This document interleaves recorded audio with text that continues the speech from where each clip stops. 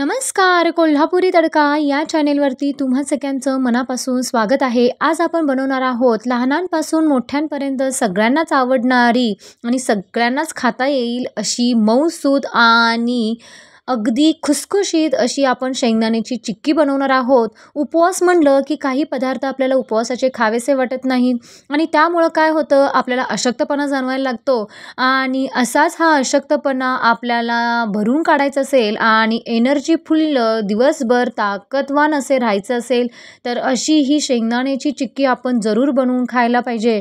चला तर अशी ही अगदी एनर्जीफुल राहणारी चिक्की कशी बनवायची ते पाहूया.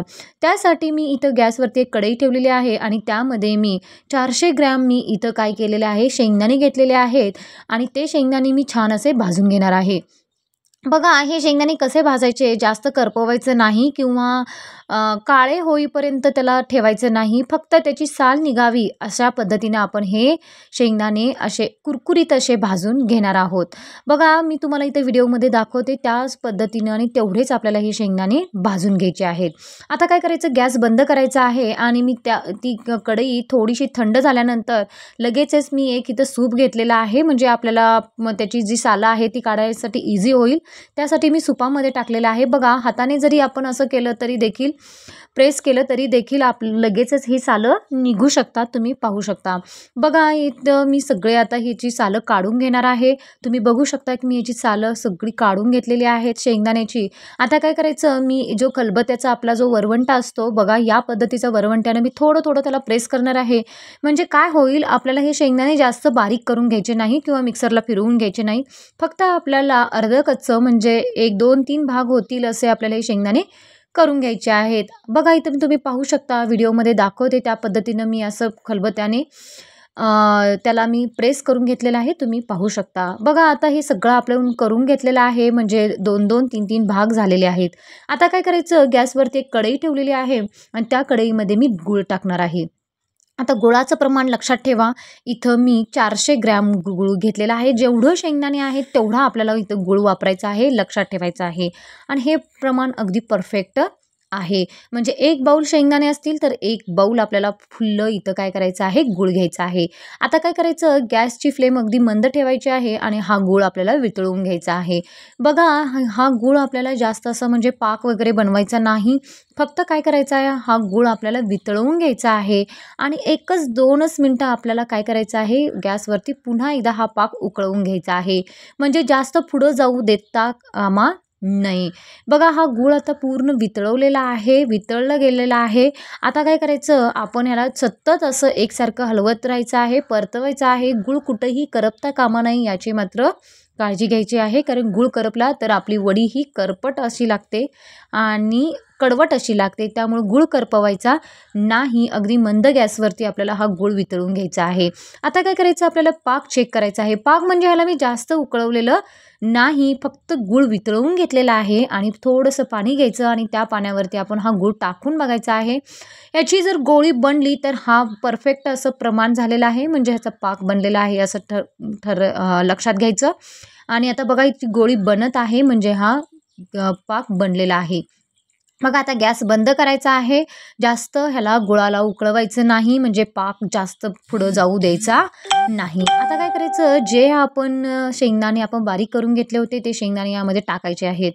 ही प्रोसिजर फास्ट करायची आहे, कारण आपल्याला हे गरम गरम मिश्रण पाटावरती ओतायचं आहे. लक्षात ठेवायचं आहे, ही प्रोसिजर करताना थोडंसं फास्ट करायचे आहे. बघा, मी इथं पाट घेतलेला आहे, तुम्ही काहीही ताट वगैरे घेऊ शकता, ज्याच्यावर तुम्हाला ही वडी थापायची आहे ते तुम्ही घेऊ शकता. त्याला मी थोडंसं तूप लावलेलं आहे आणि त्यानंतर ही वडी आपण त्यावरती, म्हणजे हे मिश्रण आपण त्यावरती पसरवून घ्यायचं आहे. बघा, तुम्ही पाहू शकता, हे मिश्रण अतिशय गरम आहे, कारण गूळ आपण वितळवलेला आहे.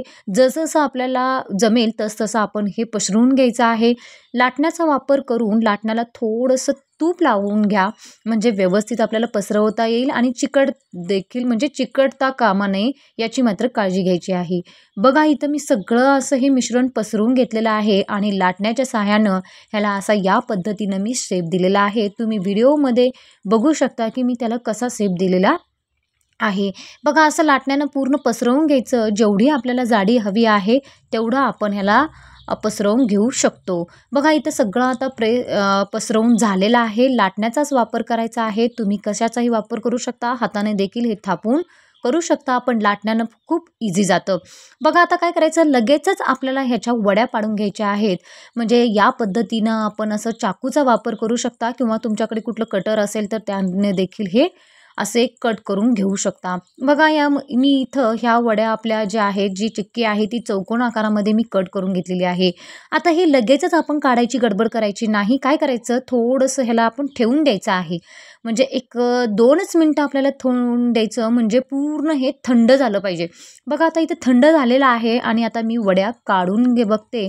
तुम्ही पाहू शकता की आपली चिक्की किती मस्त झालेली आहे. तुम्ही पाहू शकता. बघा कुठेही चिकटलेले वगैरे नाही किंवा पाटाला चिकटलेलं नाही किंवा कुठलीही वडी मोडलेली नाही. तुम्ही पाहू शकता.